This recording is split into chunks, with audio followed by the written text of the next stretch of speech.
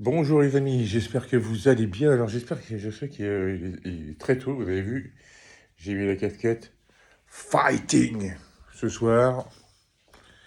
Cédric Doumbé contre Jaël Willis. Bon, vous savez que ça ferait cette petite vidéo d'avant-combat. En plus, il y a un petit peu à dire, parce que je ne sais pas si vous avez vu la pesée. Hier, c'était quand même, après le premier face-à-face à la Tour Eiffel, là c'était gentil hier, hein. Hier, c'était quand même tendu. Bon, évidemment, qui c'est qui a rendu ça tendu?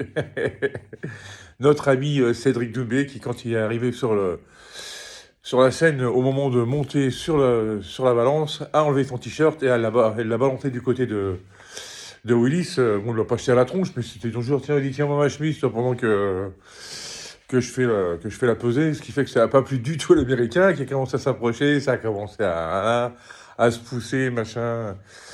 Alors on a entendu quelques petits trucs américains qui disaient one night.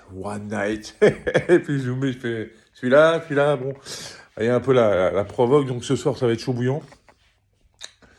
Il me tarde d'y être, hein. Je veux dire, ma journée de boulot, je vais la sentir longue. Aujourd'hui comme celle de demain, parce que demain soir, on y reviendra ça plus tard, hein, mais ça va être long aujourd'hui. Parce que je vais vous dire que quand je vais arriver, je vais revenir chez moi, je vais vite brancher, enfin me caler sur DAZN. Et je vais être impatient. À la limite, le main event, vous voyez, je veux dire, le main event, je dis pas qu'il est carrément passé inaperçu, parce que c'est quand même une superbe affiche. Mais bon, voilà, vous voyez, Doumbé, quand il arrive, ouais, c'est chaud bouillant, hein. La hype qu'il amène, ce mec, c'est quand même assez incroyable. Il se passe toujours quelque chose avec lui, c'est ça qui est bien. C'est ça qui est bien, c'est que un combat où il y a Cédric Doumbé et tout, vous êtes sûr que avant, bon, pendant, c'est sûr aussi, même des fois si c'est rapide, hein, ça dépend s'il le connecte, à mon avis, c'est fini. Et c'est vraiment marrant, c'est vraiment très bien, et c'est pour ça que j'adore ce combattant, quoi, en fait. Donc maintenant, bon, on va pas faire trop dans la dentelle non plus, les amis, hein, puisque bon, on va vite tout de suite dans le vif du sujet. Bah, moi, je vous dis, ouais, je pense il va y avoir un carnage. Je pense qu'il va y avoir un carnage. Je dis pas que l'Américain est mauvais, hein, bien au contraire, parce qu'il a quand même plus d'expérience, hein. Je crois qu'il a 16 victoires, 5 défaites seulement sur les 4 derniers combats. Je crois qu'il a 3 défaites. Je crois que sur les 4 ou 5 derniers combats, il a 3 défaites et 2 par décision. Il me semble que c'est ça. Si je me rappelle bien, si mes souvenirs sont bons. Mais il a déjà pris des sacrés KO. Donc, bon.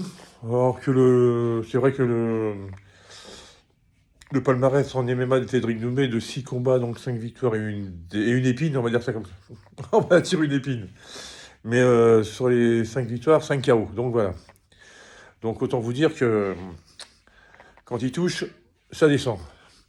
Donc bah, mon prono, moi, je vais vous dire tout de suite, bah, évidemment, ouais, comme je suis un pro Doumbé, Doomsday, je le vois pas perdre, bien évidemment. Mais même, on verra, par exemple, vous me diriez Anthony Pettis tout de suite, même s'il va sur la retraite, il faudra faire attention là. Mais ça, c'est le prochain combat qui est prévu apparemment. Ou Jason Jackson, le champion du monde actuel. Je dirais, bon, je serais pour Doomsday, hein, je dis pas ça, mais je dirais pas, il va l'éclater en 30 secondes. Ouais, je dirais, oula, Mais bon, là, c'est Jael Willis, je ne le sous-estime pas, mais je pense que, allez, fin de premier round, voire début du deuxième, il y a un KO. Mais je vous parle d'un KO net, hein, je parle pas d'un petit KO, je pense pas. Je pense que là, vu qu'il a remonté, vu qu'il a encore cette histoire d'épine, donc de défaite qui pour lui est illégitime, hein, n'est pas valable. Donc il l'a à travers de la gorge et il a envie de remettre les pendules à l'heure le plus vite possible. C'est pour ça que il a continué de s'entraîner, et puis qu'il a choisi un combat tout de suite, 2 mois après le combat contre Baki, 2 mois et 10 jours exactement, puisque c'était le 7 mars, et qu'il a envie d'en découdre tout de suite pour remettre les pendules à l'heure et pour dire, ouais les gars, la dernière fois là, dans un, j'ai pas perdu, enfin, j'ai pas perdu. J'ai pas été battu.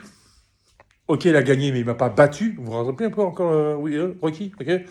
Et puis deux, bah, je veux montrer à tout le monde que bah, je porte pas le surnom The Best pour rien. Donc à mon avis, c'est pour ça. Et puis je crois qu'il est bien remonté là. Et puis vu ce qui s'est passé hier, je crois que ça va être chaud bouillant. Donc, Je sais pas pour vous les amis, mais moi j'ai hâte d'y être, mais vraiment hâte d'y être. Donc voilà, c'était une petite vidéo pour vous faire part de mon pronostic et tout ça. Bah, j'attends vos commentaires avec impatience. Et je vous invite aussi à mettre un petit pouce bleu sur ma chaîne Roboboxing si jamais ça vous dit, ou de vous abonner. Voilà, l'histoire qu'on dialogue ensemble. Voilà les amis, bah, sur ce, il est très tôt, là, je vais commencer à m'entraîner un petit peu aussi. Et puis, bah, des fois qu'il y a un blessé au Bellator que j'ai au dernier moment, quoi. Un mettre des gifs comme ça me ferait marrer. Non, je rigole. Bon, allez, les amis, sur ce, je vous souhaite à toutes et à tous une très bonne journée et je vous dis à très bientôt pour une prochaine vidéo. Allez, ciao.